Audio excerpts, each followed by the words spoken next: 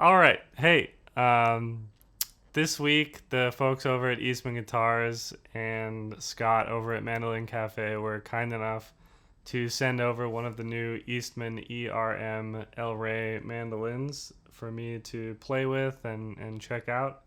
I've been having a really good time, and out of my own spare time, I actually was so excited about it that I made a video of a gypsy jazz tune that I arranged on this. That is the tune Douce Ambiance. But they asked me to do a bit of a review and talk about what I like and what I don't like about this instrument. And off the bat, I just wanted to say that I've been having a really good time with it, and I genuinely enjoy the way that it both sounds and feels. The quality of sound is in part because of this wonderful Lohler humbucker pickup that I believe was custom made for this model of this mandolin.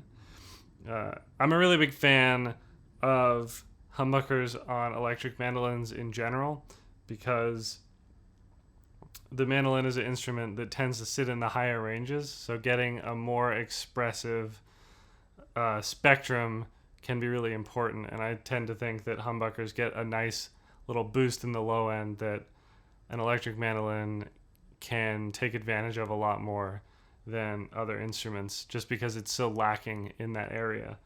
But I really enjoy the way that this sounds, and I also really love the expressiveness of the tone knob in particular. I've played a lot of electric mandolins before that kind of went too thin when you turned all the way to the treble side, or too bassy. I actually almost blew out one of my amps when I pulled the tone knob all the way back on one of my other mandolins. And this one, if I kind of go all the way to the darker end, or go all the way to the treble end,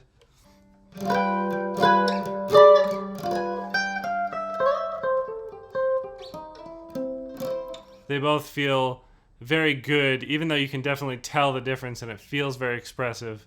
It's a very healthy range without going too far, and I really like that. I also wanted to say that in the Fretboard Journal review, I saw Martin said that this instrument kind of fell victim to one of the classic problems of electric mandolins. He said that the high E string was a little bit quieter than the rest of them, and that's a very common problem that you'll see in many electric mandolins just because of the nature of the instrument. It's harder to pick up a smaller string, and a lot of times you'll see that the pickup, just like in the case of this instrument, the pickup is angled slightly so that it is closer to the high E string.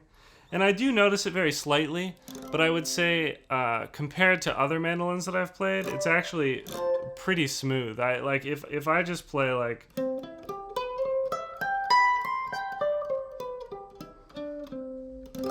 it feels fairly even to me. The top string is a little bit quieter, but generally I think that that's okay because the higher strings on the mandolin, because the pitch is so high, it tends to be very pingy anyway.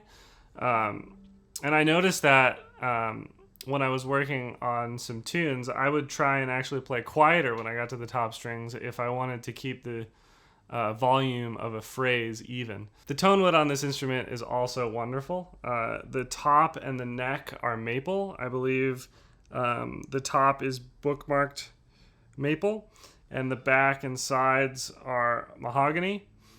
It's one piece of mahogany on the back and the sides, and then in the center, in the middle of the instrument, there's a mahogany block that reduces feedback. That does make it feel more like a solid body electric guitar with a cutout than arch top or a full hollow body guitar. So it doesn't have a lot of acoustic quality to it, which, I mean, that is not the intent. It's supposed to be a wholly electric mandolin. But it does make me wonder if they made another model that was based on something like a Benedetto or a hollow body Gibson at a small scale, what that would sound like too.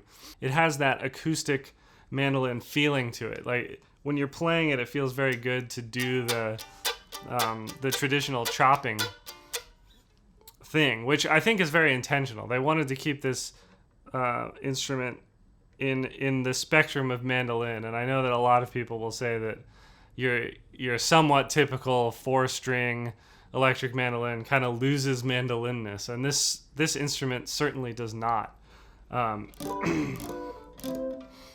But I would definitely still be interested in something that is a wholly hollow body. That being said, this is a wonderful sounding and feeling electric mandolin. The instrument also feels very ergonomic, and I know there are a lot of preferences that people have about the ergonomicness of their instrument. Variances in nut width and the way that the neck feels. I really like how this one is set up. It has a slightly wider than average neck. I believe a standard mandolin nut width is about 1 1/8 inches, and this is 1 3/32, so it gives you a little bit of extra breathing room. The neck also feels really good on the back. There's not too much meat there, and it's more of a rounded back than something you might see on a Collings, like the MF style mandolin that they have, where they have like the triangular back. There's like a little ridge on the back of it.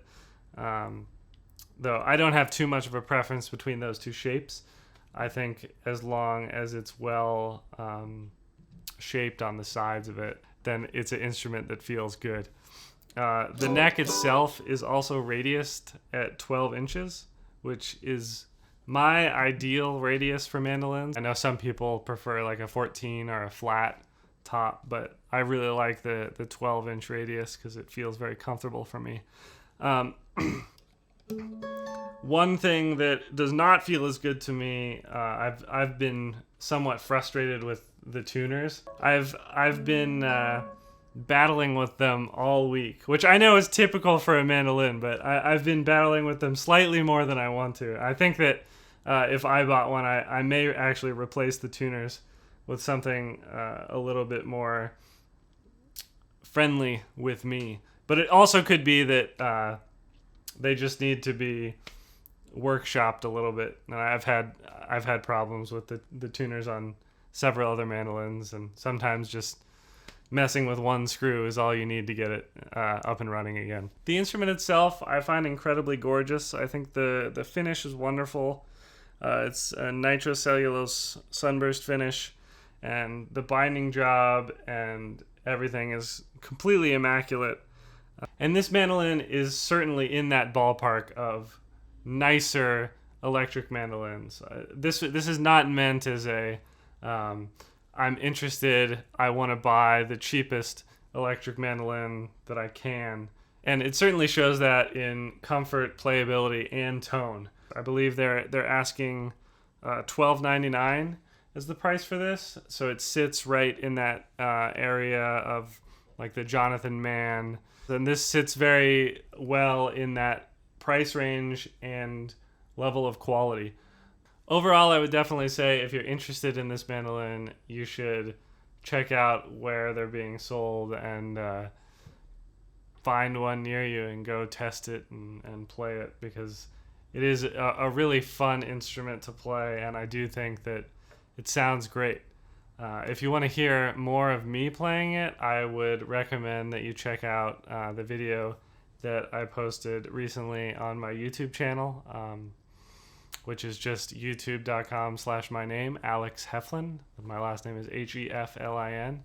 I tried to make a video that was kind of a solo arrangement only using this mandolin, and also an arrangement that kind of highlights all of the different aspects of what it can do. So I did a little bit of the choppy thing, and I did a little bit of the single line thing and the chord melody thing. I also very intentionally used a very simple tone. I plugged this directly into, I have a Fishman Loudbox amp, and I'm using no pedals with a pretty flat EQ, a tiny bit of reverb. So really what you're getting in that video is the tone of the instrument and nothing else. But hopefully you've gotten something out of this. I certainly have. I've been enjoying my time, and I hope you guys have a great day.